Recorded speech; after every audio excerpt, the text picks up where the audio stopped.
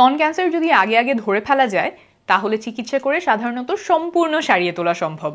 আর এটা আগে আগে ধরার একটা উপায় হলো নিয়মিত বাসায় বসে নিজেই নিজের স্তন পরীক্ষা করা।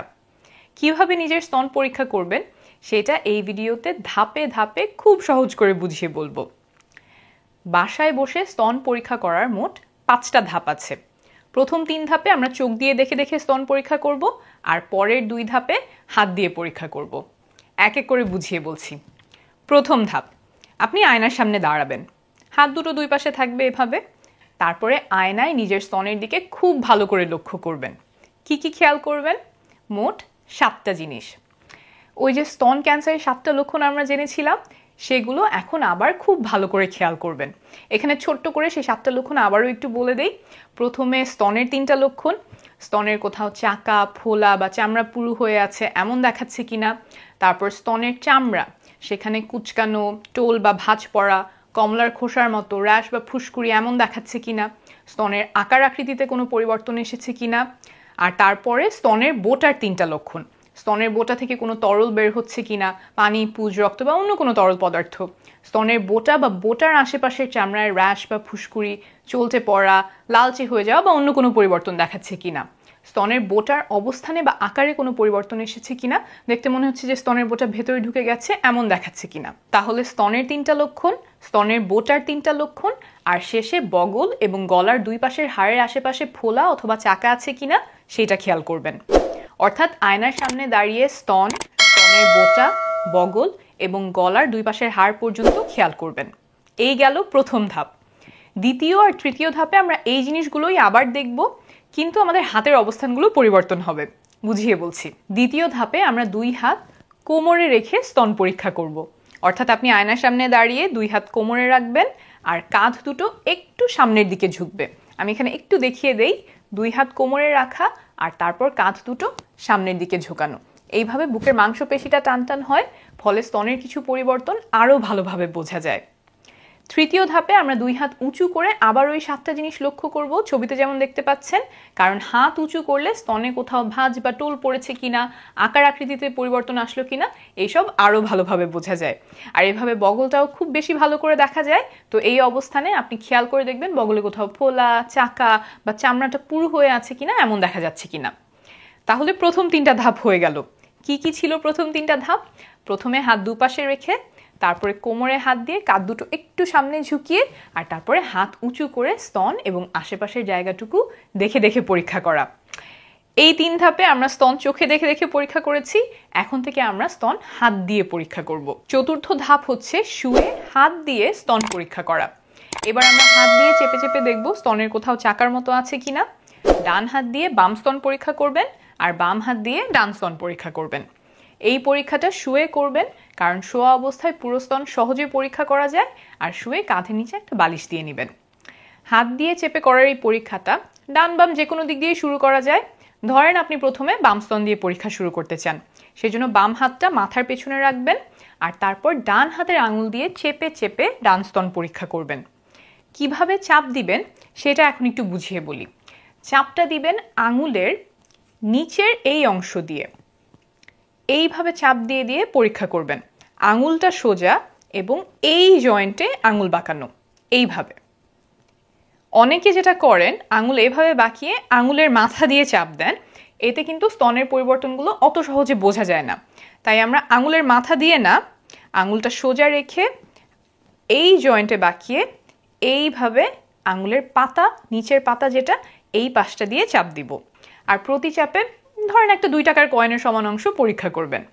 কতটুকু চাপ দিবেন? কিছুটা শক্তি প্রয়োগ করবেন, যাতে চাপ দিয়ে বুকের পাঁজরের হাড্ডি পর্যন্ত আপনি হাত দিয়ে বুঝতে পারেন। তবে খুব জোরে ব্যথা লাগার মতো চাপ দিবেন না। চাপ দিয়ে কিভাবে পরীক্ষা করবেন সেটা আমি এখন একটু দেখাই। ধরে নেই এটা হচ্ছে স্তন, এই যে এই হলুদ অংশটা হচ্ছে স্তন, আর নিচের এই সাদা অংশটা হচ্ছে বুকের পাঁজরের হাড্ডি। তো এখন আমি হাত দিয়ে চাপ দিলে নিচের পাঁজরের হাড্ডি পর্যন্ত কিন্তু বুঝতে পারছি। চাপ দিচ্ছি, পাঁজরের হাড্ডি পর্যন্ত আমার আঙুলগুলো চলে যাচ্ছে, আমি নিচে পাঁজরের হাড্ডিটা বুঝতে পারছি। কিন্তু এখন এখানে যদি কোনো চাকা থাকে, যেমন এরকম ছোট একটা চাকা যদি এটার ভেতরে থাকে, আমি এখানে ঢুকাই এটার ভেতরে চাকাটা, এই যে এখানে একটু ছিদ্র করে নিয়েছি আমি, এখান দিয়ে আমি একটা ছোট্ট চাকার মতো ঢুকিয়ে দিলাম।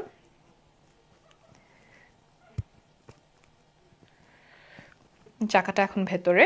তো এখন যখন আমি চাপ দিব, দেখেন এই পাশটা আমি আবার পাঁজর পর্যন্ত যেতে পারছি, চাকার অন্য পাশেও আমি পাঁজর পর্যন্ত যেতে পারছি, কিন্তু চাকার উপরে যখন আমি হাত দিচ্ছি তখন আমি আর পাঁজর পর্যন্ত যেতে পারছি না, চাকাটা আমার হাতে লাগছে।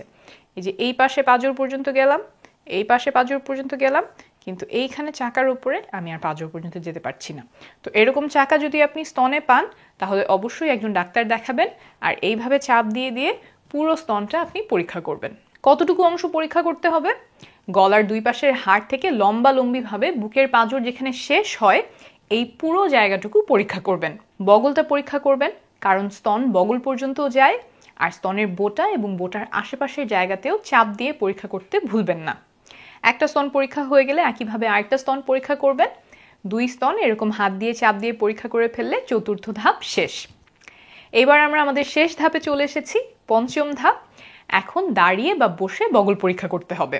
তাহলে এবার আপনি উঠে বসবেন বা দাঁড়াবেন, তারপরে বগল দুটো হাত দিয়ে চেপে পরীক্ষা করবেন। যদি আপনি বাম বগল দিয়ে শুরু করতে চান তাহলে বাম হাতটা ডান কাঁধের উপর রাখবেন, যাতে এই জায়গাটা খুব রিল্যাক্স হয়ে যায়। তারপরে ডান হাত দিয়ে বগলে চেপে চেপে দেখবেন কোথাও চাকা বা ফোলা আছে কিনা। তারপর একইভাবে আপনি ডান বগল সেটা পরীক্ষা করবেন, সেই জন্য ডান হাতটা বাম কাঁধের উপর রাখবেন, এই জায়গাটা খুব রিল্যাক্স হয়ে যাবে। তারপরে বাম হাত দিয়ে চেপে চেপে একদম বগলটাতে দেখবেন যে কোনো চাকা বা ফোলা আছে কিনা। তাহলে আমাদের শেষ 2টা ধাপ কি কি? শুয়ে স্তন এবং তার আশেপাশের জায়গা পরীক্ষা করা, আর তারপরে বসে বা দাঁড়িয়ে বগল দুটো পরীক্ষা করা। তাহলে এই 5টা ধাপে আপনি বাসায় বসেই স্তন পরীক্ষা করে ফেলতে পারবেন। কিন্তু এই এত কিছু করার উদ্দেশ্য কি? কেন আমরা এত কষ্ট করব? আপনার স্তন বাইরে থেকে দেখতে কেমন, চাপ দিলে হাতে কীরকম লাগে, এইসব আপনি একদম ভালো করে জেনে যাবেন যদি নিয়মিত এই স্তন পরীক্ষা করেন।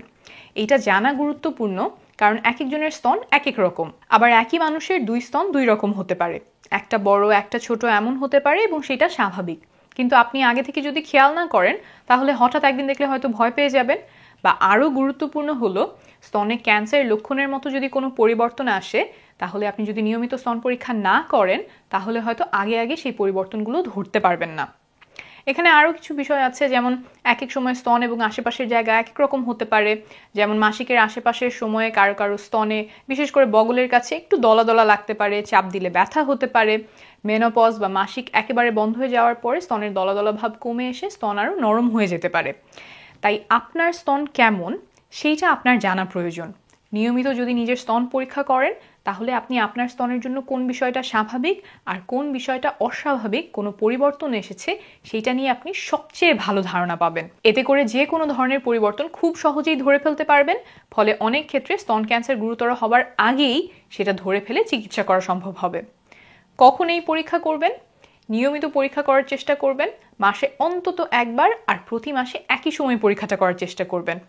মনে রাখার সুবিধার জন্য হয়তো ঠিক করে নিলেন যে প্রতিবার মাসিক শেষ হওয়ার পরের দিন আপনি স্তনের এই পরীক্ষাটা করবেন, যদি স্বাভাবিকভাবে এই সময় আপনার স্তনে ব্যথা বা অস্বস্তি না থাকে আর প্রতি মাসেই আপনার মাসিক হয়। যাদের মেনোপজ বা মাসিক পুরোপুরি বন্ধ হয়ে গেছে তারা স্তন পরীক্ষা করার জন্য মাসের যে কোনো একটা তারিখ নির্দিষ্ট করে নিতে পারেন, যেমন প্রতি মাসের 1 তারিখে আমি স্তন পরীক্ষা করব, এভাবে ঠিক করে নিতে পারেন। আর 35 বছর বয়সের পর থেকে নিজে নিজে স্তন পরীক্ষা করার পাশাপাশি বছরে একবার ডাক্তারের কাছে গিয়ে স্তন পরীক্ষা করিয়ে